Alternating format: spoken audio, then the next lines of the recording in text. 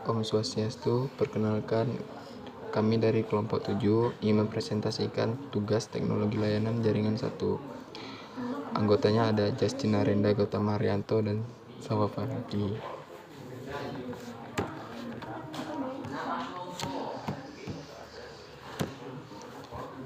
Nomor 1. Jelaskan definisi protokol. Jawabannya, sebuah aturan atau standar yang mengatur atau mengizinkan terjadinya hubungan, komunikasi, dan perpindahan data antara dua atau lebih titik komputer. Soal nomor 2, jelaskan apa yang dimaksud dengan standar komunikasi data. Jawabannya, aturan yang digunakan untuk mengatur dan mengizinkan terjadinya hubungan, komunikasi, serta perpindahan data antara dua atau lebih titik komputer atau terminal. Nomor 3, jelaskan tujuan dari penetapan standar dalam bidang pelayanan atau jasa. Jawabannya, sebagai acuan bagi siapa saja yang akan merancang perangkat keras, perangkat lunak, dan protokol komunikasi data. Jika tidak demikian, setiap pabrik akan membuat perangkat sesuai dengan spesifikasi sendiri. Soal nomor 4, jelaskan mengenai layar data link pada OSI layar. Jawabannya, lapisan kedua ini berfungsi untuk menentukan bagaimana bit-bit data dikelompokkan menjadi format yang disebut sebagai frame. Selain itu, pada level ini terjadi koreksi kesalahan, flow control, pengelamatan perangkat keras, seperti halnya media access control address, MAC address, dan menentukan bagaimana perangkat-perangkat jaringan seperti hub, bridge, repeater, dan switch layer 2 beroperasi. Nomor 5, jelaskan mengenai layer application pada OSI layar. Layer application layer adalah yang paling cerdas. Gateway berada pada layer ini. Gateway merupakan pekerjaan yang sama seperti sebuah router, tetapi ada perbedaan di antara mereka. Layer application adalah penghubung utama antara aplikasi yang berjalan pada satu komputer dan resource network yang membutuhkan akses padanya.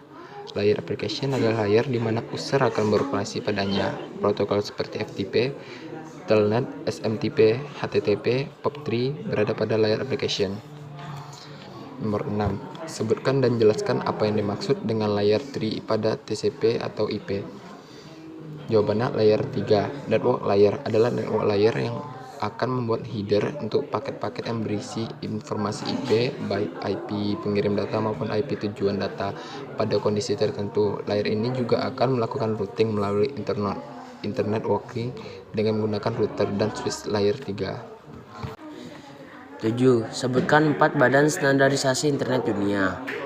Yang pertama ada ISOC atau Internet Society International. Yang kedua ada IAB atau Internet Architecture Board.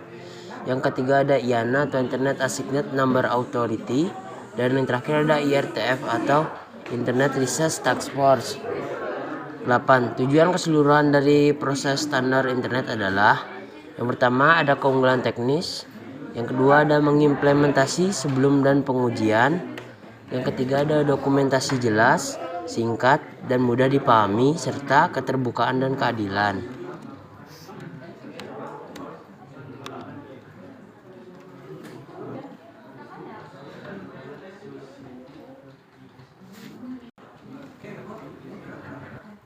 Sembilan, jelaskan mengenai badan organisasi IETF atau Internet Engineering Task Force.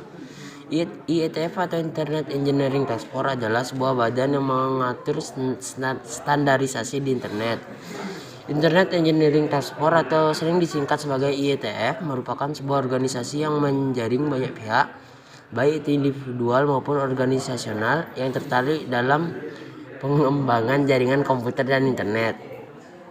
10. Gambarkan perbandingan OSI layer dan TCP atau IP layer.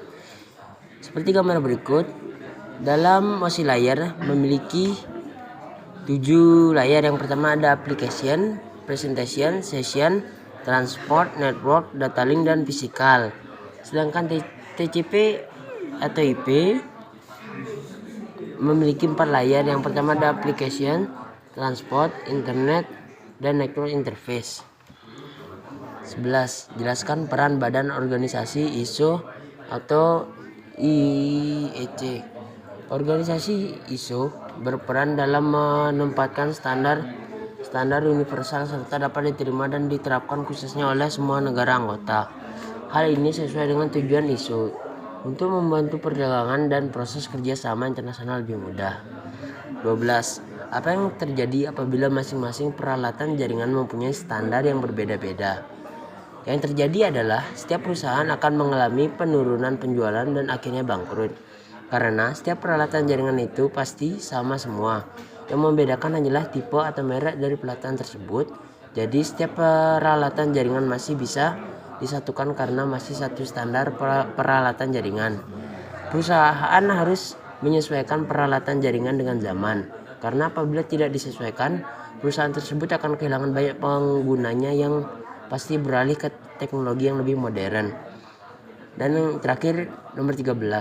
Standar ISO dikembangkan untuk merespon kebutuhan pasar. Jelaskan prinsip pengembangan standar tersebut.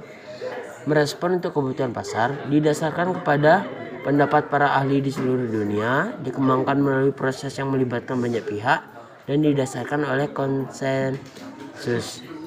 Sekian presentasi dari kelompok 7. Atas perhatiannya kami ucapkan terima kasih.